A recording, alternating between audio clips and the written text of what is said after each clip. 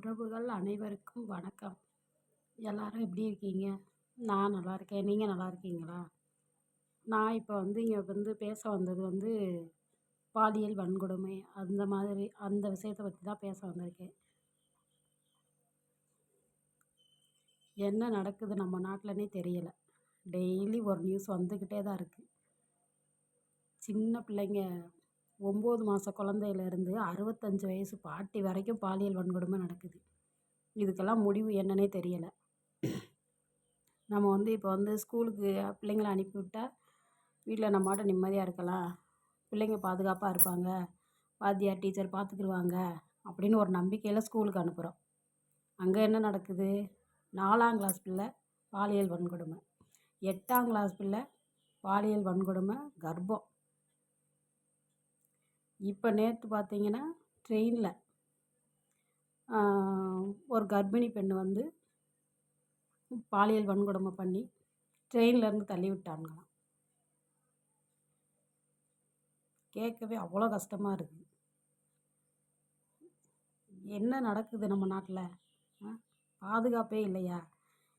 எல்லாரையும் குறை சொல்லலை, ஆனால் ஒரு சில நாய்ங்க இப்படி தான் செய்கிறாங்க.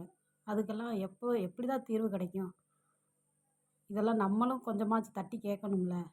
பொதுமக்களாக இருந்துட்டு நம்ம எப்பயுமே வேடிக்கையே பார்த்துட்டே இருக்கக்கூடாது. இதுக்கு அரசு ஒரு கடுமையான தண்டனை கொடுக்கணும். அப்போ தான் இதுக்கு ஒரு நிரந்தர தீர்வுங்கிறது கிடைக்கும். யோசிக்கவே கூடாது, உடனே தண்டனை கொடுக்கணும். முன்னாடிலாம் பெண்கள் தெய்வம், வீட்டில் மகாலட்சுமி அப்படின்னு போற்றி புகழ்ந்துட்டு இருந்தாங்க. ஆனால் இப்போ எங்கேயுமே ஒரு இடத்துக்கு கூட தனியாக போயிட்டு வர முடியல. சின்ன பிள்ளைங்க ஒத்தையில் போக முடியாது. சரி, கர்ப்பிணி பெண்களுக்கு இப்படி நடந்துச்சுன்னா என்ன சொல்ல? யாரை போய் நம்ம கேட்க முடியும்? ட்ரெயின்லேருந்து தள்ளி வேற விட்டானுங்களாம். வாத்தியாருக்கு அதுக்கு மேலே இருக்காங்க.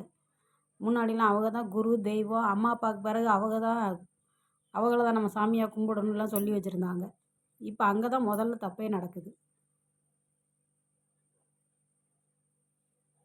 எனக்கு இதை சொல்லணும்னு தோணுச்சு. ஆண்கள் எல்லாரும் அப்படி கிடையாது, சில ஆண்கள் அப்படி இருக்காங்க. ஆனால் வாத்தியாருங்கெல்லாம் செய்கிறது எனக்கு ரொம்பவே மனசு கஷ்டமாக இருந்தது. அதான் உங்ககிட்டயும் அதை சொல்லி மனசு வருத்தப்பட்டதை உங்ககிட்டயும் ஷேர் பண்ணிக்கலாம் அப்படின்னு இந்த பதிவு போடுறேன். தப்பாக இருந்தால் மன்னிச்சுக்கோங்க. ஆனாலும் இதெல்லாம் நடக்கிறது மனசுக்கு ரொம்பவே கஷ்டமாக இருக்குது.